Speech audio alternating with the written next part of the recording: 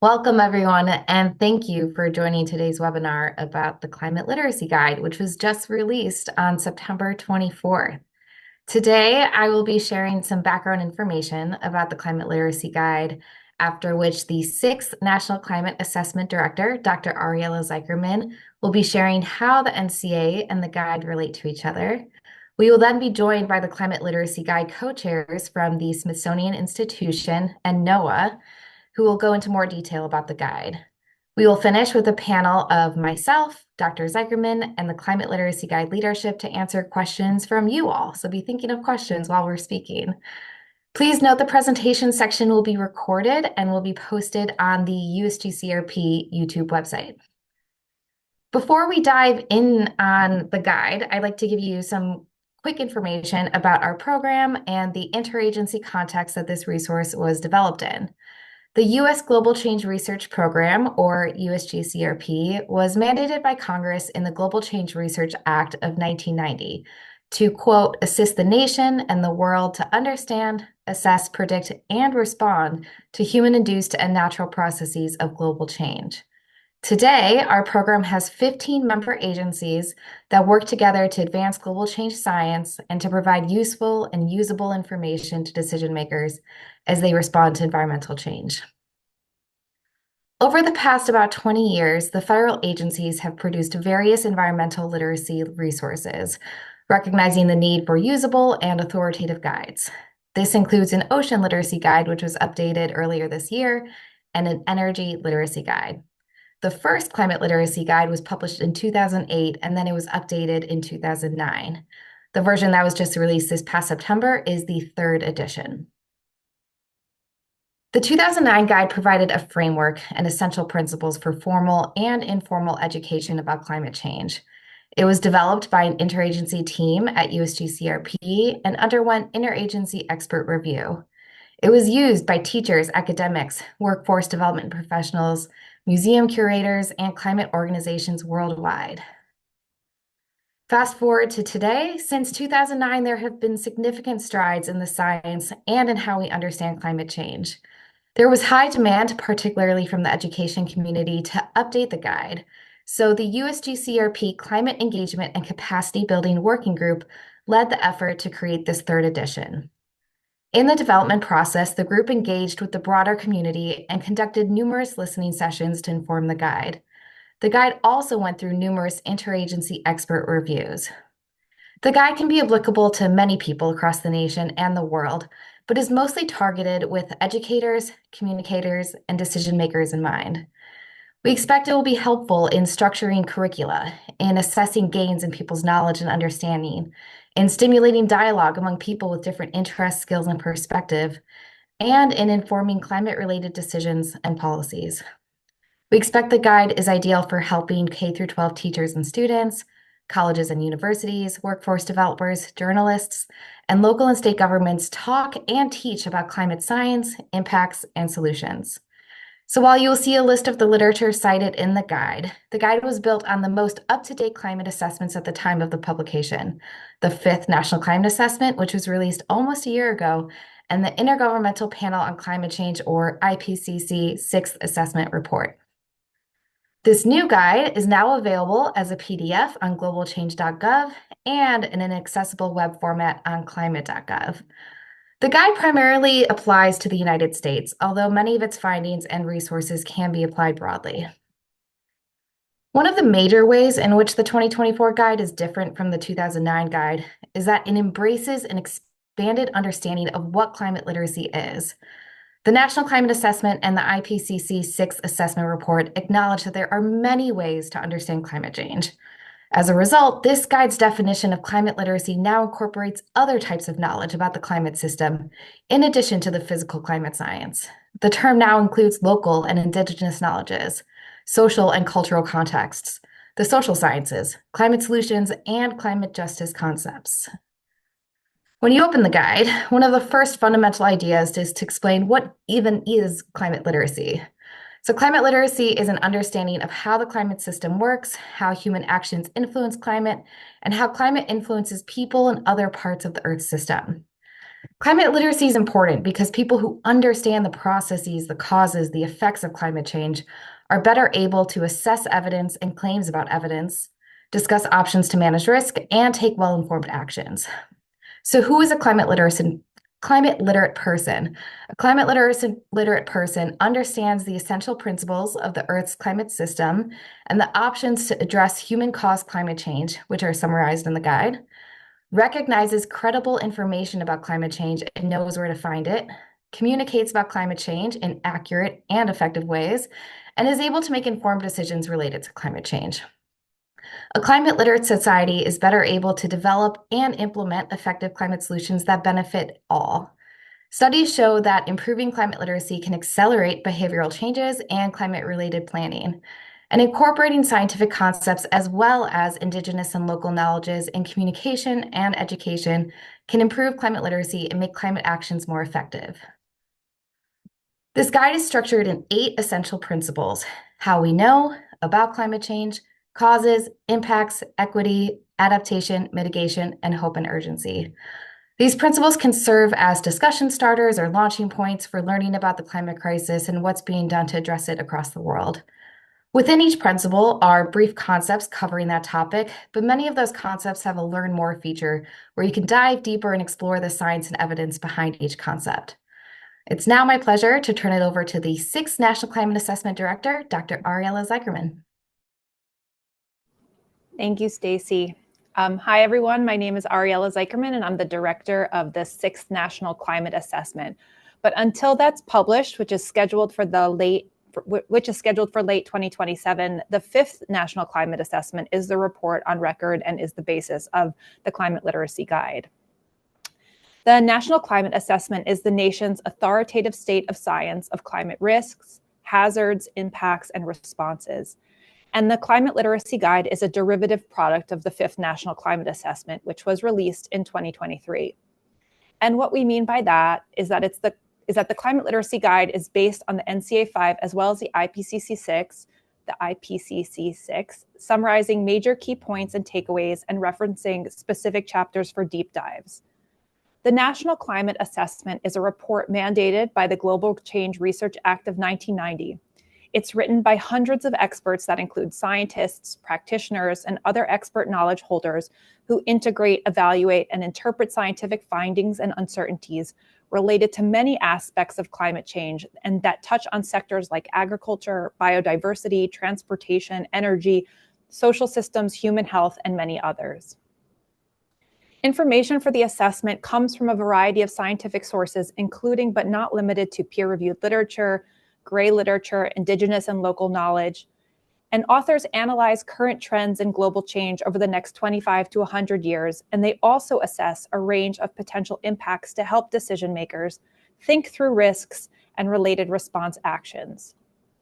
The report is policy relevant, but not policy prescriptive, meaning it discusses what we know from the science, it gives examples and case studies of climate impacts and actions, but does not recommend any particular action or plan of response. And finally, the report goes through extensive public review and engagement exercises to help shape the content and the ways in which it's presented. The process ensures that diverse voices are incorporated into the assessment, and it has relevance across different communities. NCA 5 evolved to capture a variety of new topics and kinds of scientific information, which is reflected in the Climate Literacy Guide. I'm going to briefly go through some of those broader topics. Next slide. So the NCA 5 expanded its incorporation of social sciences into the report, adding 2 new chapters, one on social systems and justice and one on economics. These chapters covered a wide range of topics documenting human aspects of climate change, from how we contribute to the changing climate and the production of greenhouse gases, to how we experience and respond to it. This work includes questions about how climate hazards impact households and communities. For example, how climate impacts real estate prices, demonstrating that market prices for real estate are reduced when properties are exposed to adverse climate extremes or risks. Another area discussed in the assessment is the importance of sociocultural values in responding to climate change, highlighting, for example, how the Kanawha Indian Nation engaged full community participation in its new village relocation planning process in order to move the community beyond the tsunami zone and flood inundation areas in ways that were culturally appropriate and inclusive of the community needs. Next slide, please. NCA 5 also prioritized themes of equity and justice across the assessment, highlighting how pre-existing social stressors can be exacerbated by climate change. However, NCA 5 also came with a message of hope for the future, demonstrating that solutions that are considered from a justice perspective can have multiple benefits and can be central to a just transition. A just transition refers to a set of principles, processes, and practices that aim to ensure that no people, workers, places, sectors, countries, or regions are left behind in the transition from a high carbon to a low carbon economy or through other adaptive measures. This focus on equity and justice across the report was guided by 3 dimensions of environmental justice: recognition, why does it matter and to who; distribution, who gets what and how much; and procedure, who decides and how. One example of how this framework was applied in context was in the story of rural farm worker vulnerability to compounding health risks from extreme heat and wildfire smoke. Rural communities supply labor for agricultural production and other economic sectors and often serve as stewards to the nation's soil and water resources, having unique knowledge of rural landscapes. But climate change increases existing risks in rural communities, some of which have limited resources and infrastructure to adapt. And many risks are disproportionately greater in some rural Black, Indigenous, Latino, and lower income communities, and among some small-scale beginning and underrepresented farmers. Commitments to each of these 3 dimensions would identify who is disproportionately impacted, why are they disproportionately impacted and vulnerable, and what resources and engagement procedures are available to them to respond to it. Next slide. Finally, the NCA 5 really focused on response actions, including mitigation and adaptation, to think about how what we do now can impact our future. These solutions focus on a variety of scales from household and community level to cities, regions, and sectors. One regional chapter, focused on the Southeast, highlighted a number of ways communities in the region are adapting to climate threats. Here we have examples of stormwater reservoirs in Palm Beach County, Florida, building shade structures for cooling at public bus stops in Richmond, Virginia, raising homes on Virginia's eastern shore, and planting rain gardens to absorb excess water and improve green spaces. Across the report, NCA 5 explains how scaling incremental solutions like these for broader application, both for mitigation and adaptation, will require transformative solutions, which are larger shifts in our institutions, behaviors, values, or technologies. Transformative change coupled with incremental change is particularly important and feels particularly relevant in this moment as we think about the devastation that Hurricane Helene caused across the Southeast, where these kinds of adaptations are taking place, and as we stare down Hurricane Milton. It's never been more important to think big and holistically about how communities can prepare and respond to increase resilience both to these extreme events and to chronic challenges. Next slide. But what the NCA 5 teaches us is that people come to know about climate change through many avenues, including their lived experiences, oral and written traditions, Western scientific knowledge, Indigenous knowledge, and community values, et cetera, et cetera, et cetera. And this can include both formal and informal education paths. But it's this knowledge that also shapes how we respond to climate change. The Climate Literacy Guide is important because it takes the 2,000 plus pages of the NCA 5 and creates a really digestible, easy to manage resource to learn more about climate change, so that a wider group of people who want to know about climate change have access to it. I'm excited about it. I really, really am, not only because people might engage more thoroughly in NCA 5, but that the Climate Literacy Guide is picked up and inspires you to learn more. My hope is that as people bring their own experiences together with the type of information in the guide, they're inspired to think about innovative solutions that are relevant to their communities and their own situations. A huge congratulations to the Climate Literacy Guide team on this amazing resource. And now I'll pass it over to Frank and Carol to talk about uses of the guide. Wow, what an amazing setup. So thank you so very much for joining us today. I see many people in there. And Carol, you going to join me over here? Do I see you yet? There you are. Hey, Carol, I see you now. This was a quite a long process. We started back in January of 2023. And one of the first things we did just to kind of figure out, it's been a long time since we did the 2009 guide. And things have changed. The work of educators of all forms, of communicators of all forms, of decision makers has really grown as it relates to climate and climate learning and understanding. So when we did the listening sessions in March to May of 2023, we asked this question. And the reason why we bring it forth in this context is because what it shows us is the ecosystem of people who could be using this has grown, is diversified, it is impressive. And there, just to be clear, that this input came both domestically primarily, but also internationally. I think there were 18 nations represented in the process across those 21 listening sessions. So I think you can see as you look at the words, and the more prevalent the word was used, the larger it is. Clearly, educators is the center, but that doesn't just mean teachers. It means all forms of educators, but clearly there are these other audiences that are really, really central. Sorry, you can't see all the words; they're too small, but it was an impressive process that we came through to really understand how do we serve this diversity of audiences through this tool, the Climate Literacy Guide, as we updated it. This would not have been possible without the fifth National Climate Assessment. We're going to come back to that again a couple times, but the relationship between the Climate Literacy Guide and the National Climate Assessment goes all the way back to the beginning of this process, back in 2008 and 9. So these things are coupled. Think of them as two pieces of one process in some ways, because educators use the National Climate Assessment and we built the Climate Literacy Guide from the fifth National Climate Assessment. So I think those are really important framing points. Let's go to the next slide, and Carol, you can jump in here if you have more points here. But we were involved on this side of the equation, the process.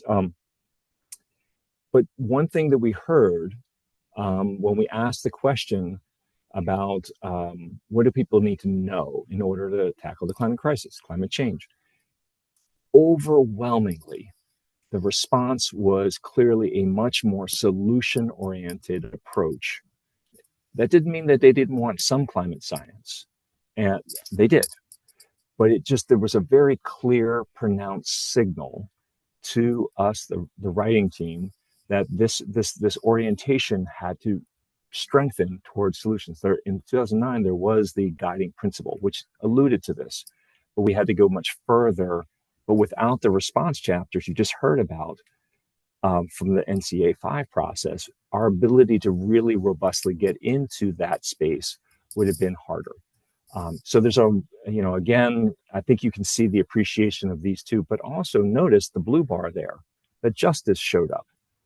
That would not have happened in 2009. We weren't thinking that way. But also notice the psychology, ethics, and hope also showed up. That's new. So that you can see what's driving our ability to move the update process because of that listening session, plus our understanding of the field. Carol, anything you want to build on this? No, not at all. And later on, I think when I share some examples from the Smithsonian, I'll show you how we took all of these and tried to integrate them, because it's really important that we're moving beyond just climate science. Agreed. Thank you. So let's go to the next slide, please. So after 2009, I think it's helpful to go back to go forward.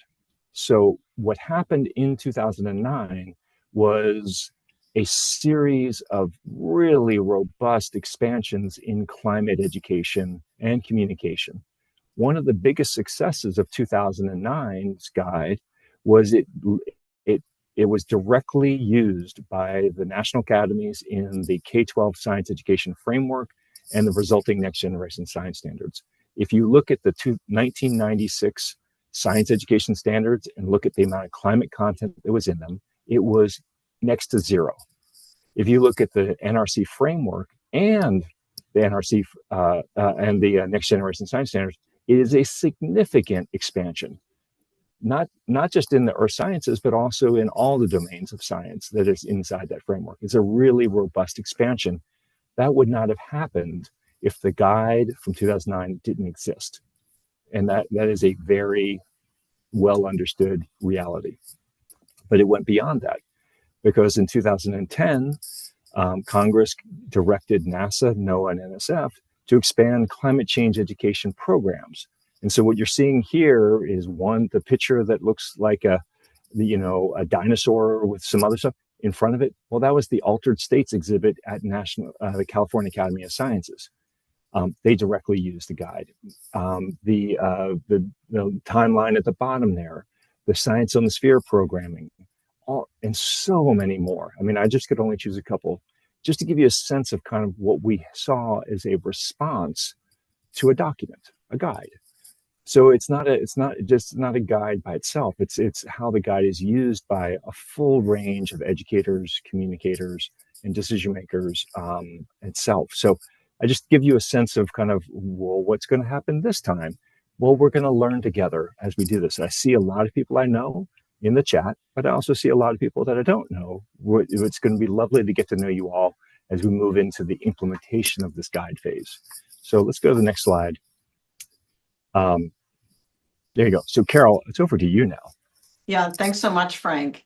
As Frank noted, when the next generation science standards were produced from this framework that the National Academy of Sciences, Engineering, and Medicine had put together, it became clear to the Smithsonian that potentially we could develop free resources for youth across the nation and beyond, in which we would be able to educate young people on topics that were not only deeply connected to climate change, but also build their climate literacy, as Frank outlined.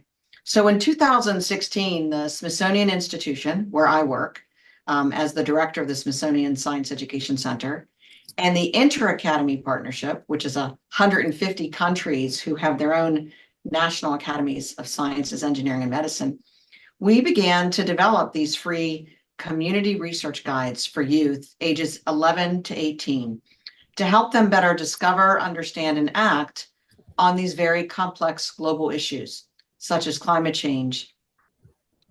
We call the guides Smithsonian Science for Global Goals, and the topics range from things such as biodiversity loss, biotechnology, climate action, climate resilience, ecosystems resilience, clean energy, environmental justice, food security, mosquito-borne diseases, sustainable oceans, sustainable communities, all of which are related in some way to our own climate. And embedded in each of the guides are the cognitive domains of learning climate science. So that's what's the knowledge and skills of climate science? But as Frank and our other colleagues from USGCRP talked about, it's also about the social and behavioral domains of learning. Now, all of these guides are free, so you can use that QR code to download any of these guides. They're available in multiple languages, and they can be contextualized and have been to any region of our country or the world. Now, what we were curious about was whether or not the theory of change that we had been using for the Smithsonian Science for Global Goals guide, what it looked like when we tried to think about it from the principles that were outlined in the Climate Literacy Guide. So each one of our guides helps young people do three things. One, discover what they already know about a topic and its relationship to their community. So that's the kind of the social aspects of understanding science. And that aligns with principles 1, 4, and 7 of the Climate Literacy Guide. The second is not only to discover how a topic like climate change relates to your community, but the second is, how do you understand the science and the social science of that particular topic by doing investigations and collecting data? And that aligns with the principles of 1 through 4 of the Climate Literacy Guide. And then finally, the third thing we thought is, all right, you've got to discover it in your community. You have to understand the underlying science and interpret data, but we also want you to do something with that knowledge, to act. And that's where students begin to design or address some of these issues, maybe engineering a solution to a problem locally. And that aligns with principles 5, 6, and 8 of the Climate Literacy Guide. So these guides were designed to create this balance across discovering, understanding, and acting. And you can see that the principles of the Climate Literacy Guide do the same. Why? Because students come to us, as you can see from this graphic, lots of questions about the world around them. They have their own cultural context, their own learning disposition, and they want to better understand these complex topics as they relate to themselves, their communities. And so to get students to engage in science on a local scale and then use their knowledge for some micro actions does make a difference in students developing that sense of hope that the guide talks about. So the second thing that we did in the next slide was we didn't just take our theory of action, our theory of change, and apply it against the principles. We actually took each of our guides and took all 8 of the principles and tried to see, all right, well, where are we as it relates to these principles? If we were to look at each one of our guides and we did a crosswalk, where are we addressing some of these principles and where are there holes? And so as you can see from this brief example, while each of our guides in the Smithsonian Science for Global Goals project does cover different topics that are all related to a sustainable future, some of the guides are more closely aligned with the principles of the Climate Literacy Guide, such as climate action, climate resilience, ecosystems resilience, ocean, energy, sustainable communities, environmental justice. Each one of those guides in some way aligns with some of the principles, but we also see some holes. And that's going to inform the Smithsonian in developing resources that go out to the communities that they can use to build these climate literacy principles in their local youth. On the next slide, I'm going to give you just an example. So this is one of the guides. It's called Climate Action, and this QR code is unique to that particular guide, which is available in English and Spanish. And we wanted to see, how does it align with the climate literacy principles as students discover, understand, and act to mitigate human impacts on the environment. So in this guide, for example, students engage in community observations, and then they think about their perspectives about climate justice within their community. So how is the climate impacting their community, and is the impact on their community equitable compared to other communities? We see some of that playing out, for example, when we hear about the impacts of hurricanes.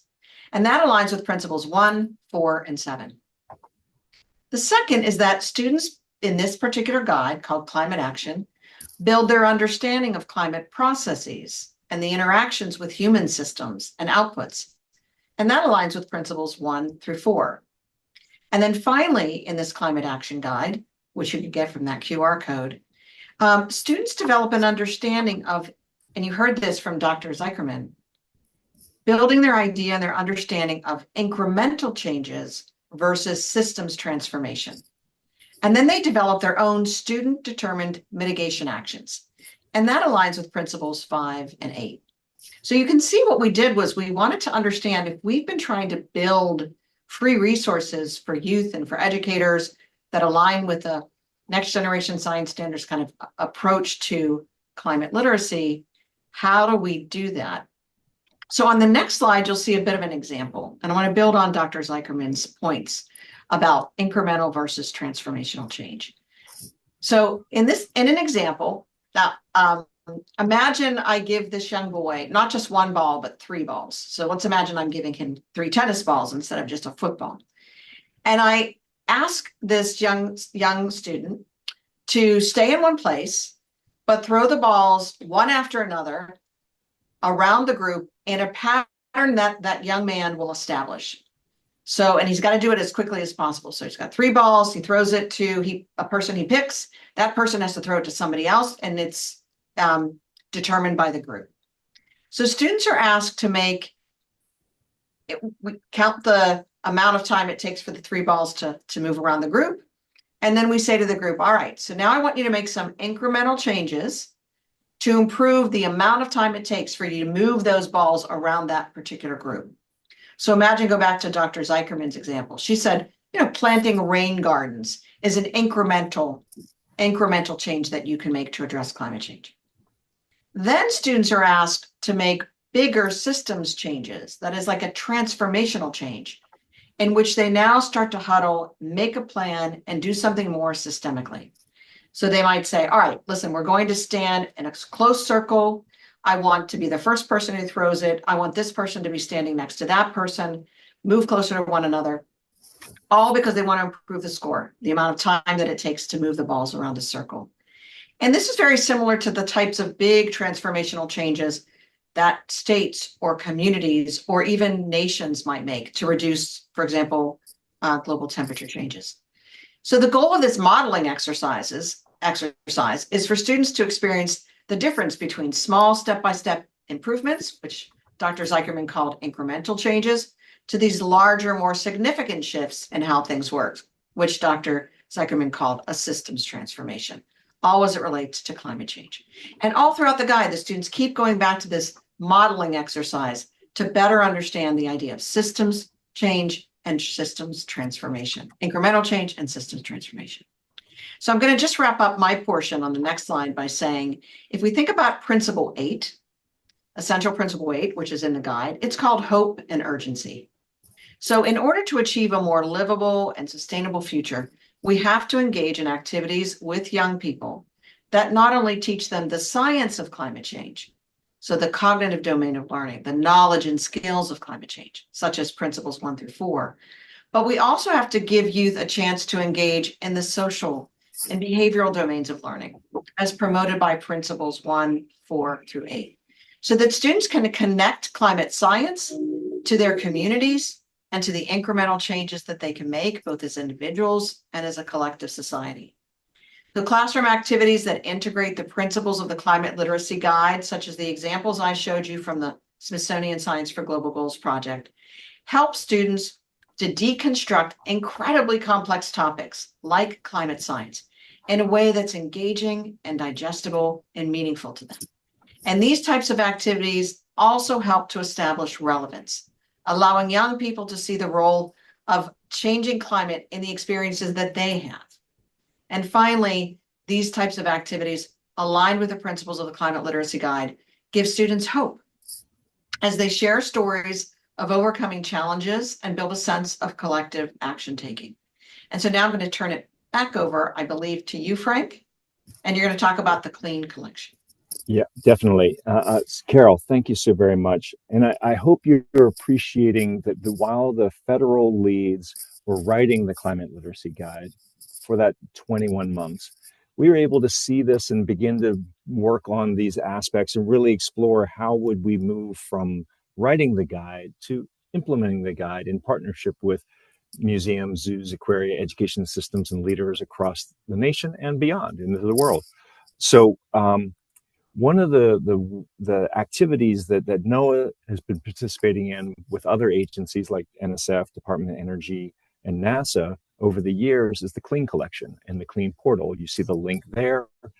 But what we did was, anticipating that this was coming, you now have a very quick, rapid development, because this was released on the 24th Climate Literacy Guide. So now we have a page on the Clean website that kind of gives some guidance pages for educators on how to begin thinking about these new principles.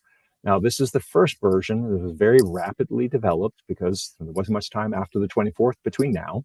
So, but what's interesting about this work is that between 2009 and 2024, a lot of the work the Clean team that is primarily funded by NOAA did actually matched where the Climate Literacy Guide arrived in 2024. So the third edition is really a capturing of how we're doing this. So the Essential Principle 8 and Essential Principle 5, they're really new ideas, but they're not totally new.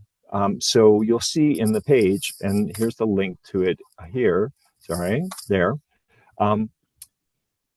gives you a sense on how to bring this into your practice. If you're a teacher, if you're an educator, if you're a interpretive educator, I see a lot of different kinds of perspectives and practices in the chat from the people I do know. And what's interesting, so I definitely think that this will continue over the next year to continue to deepen and get better. You can also see these for each principle. If you click on it down below on the page, I'm not showing it to you right now, you can see the beginnings of how the guidance and the work of the Clean Collection and the Clean Portal are helpful. So, this is going to take some time for us to really kind of move our work into these new domains that are called out, but also the new focuses of the Climate Literacy Guide. So that's just one area that we mean to be very practical and helpful as we move to use of the guide and use in the classrooms or museums. So that should be helpful here. The next slide gets at some of another piece of the work. So the education community have known that the National Climate Assessment was an incredibly powerful and important tool for educators. We found out in NCA 3 that it needed some interpretation, some guidance, some additional supports to help educators use and navigate this very large and complicated, but incredibly powerful and important report. So for NCA 3, NCA 4, and now NCA 5, we released this back in May. And this guide that is sitting on the Clean Portal, the link is there, will help you try and weave both the assessment and then also the guide together in your practice, whatever your practice is. And it's differentiated by the NCA regions. So I think you'll find that to be very helpful. I see Patrick Chandler is here from the Clean Group. And so he spent a lot of his time building that out. So if you have any chat questions, Patrick's in the house. But I think the way these guides work are really, really helpful for use of both the National Climate Assessment and now the Climate Literacy Guide. So just we're beginning to deepen this work. Again, September 24th was not that long ago. So let's go to the next slide, please. And you'll notice that that allude I meant to say, you'll notice that the Clean Network has webinars. The next one is tomorrow. And in that one, it's really starting to look at some of the domains of the hope and agency principle in the webinar that is tomorrow, looking at cultivating hope. So this work we've been doing in the field is not totally brand new in the updated edition, the 2024 edition, but it definitely is deepening its focus in these domains. So I think that you'll find that to be an incredibly useful activity. And then the next one, if you can go to the next slide, please, is, if you go back to the beginning of climate literacy, I was there. We knew that, agencies, like the 15 agencies and departments that created the Climate Literacy Guide, we have capabilities, programs that are part of the implementation of climate literacy, but we're not the totality of it. There are education systems, museums, zoos, aquaria, higher education systems, media companies, all are benefiting and using this. So we needed a partnership or a way of working collaboratively as we move into this work. So we created the Clean Network. It used to be called the Climate Literacy Network. That was where it started in 2008. It is a really important tool. So if you find this is something that speaks to your practice, your interest, there are a couple of things. One is join the Clean Network. It's very easy to do, and you'll be joining other people that are working in this space, because it is a collaborative space that if you have an issue, a task, a topic, an approach that you want to explore with others, join the Clean Network and use it's simple tools. They have a listserv and webinars, and use the listserv. Find out if there's other people working on something like you, and usually you'll find a very quick response. But it's in those collaborations that I think you're going to find a lot of opportunity to do these things together, as opposed to everybody having to do it apart. We've seen since 2008, this has been a very robust, helpful, practical way of doing this. But there's a second advantage. One of the questions we had in the Climate Literacy Guide process was people really wanted a much more dynamic portal. The guide is a PDF. PDFs are fixed. It is a fixed thing. But how do we start elevating and bright spotting new practices like what Carol, wow, where did that come from? Shared. That is where we can build a portal that starts as we see tools, resources, exhibits being emerging that really were inspired by, guided by, and the Climate Literacy Guide. We can start elevating them so we can make them visible. We'll be doing that on climate.gov, which is one of the places where you can access the guide. But around it will be resources and activities that we see that you can say, wow, this is a really important derivation of this. So I think that's an important way, but we'll see some of that details in the Clean Network. So, there's a collaborative connection between Teaching Climate and climate.gov and the Clean Network. So I think that is my last slide. So I deeply appreciate everyone here, and let's work together to get this done, because, raising climate literacy for all is an all of us activity, not the government or anybody else. It's all of us together. So thank you.